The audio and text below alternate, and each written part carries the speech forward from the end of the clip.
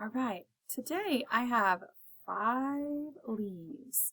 I have 5 leaves, but what I want to practice is showing 5 in different ways. So if I have 5 of an object, I can line them up in one big line and I can count 1, 2, 3, 4, 5.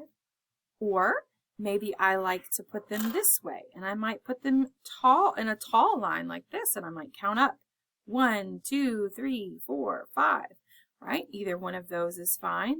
Or maybe I like to make it look kind of like a dice when we look at the number on a dice and we say 1, 2, 3, 4, 5. Or I could put 3 and then 2 underneath. I could 1, 2, 3, 4, 5. All of them are 5 objects, but I can organize them in different ways. Maybe I want to put them kind of in almost like a circle shape, and I could say 1, 2, 3, 4, 5, and go around the shape to find out how many we have. What's another way I could do it? I could put 2 on top and 3 on the bottom and say 1, 2, 3, 4, 5.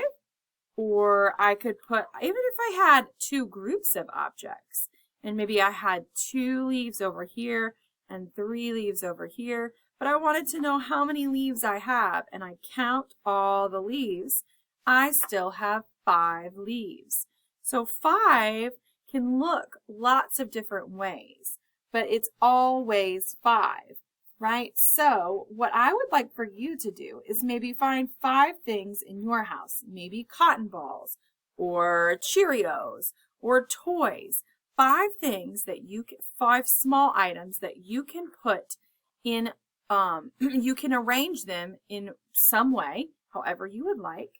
And then you're going to make a video and show me how you arrange them and then count them for me. Okay? Can't wait to see what you do.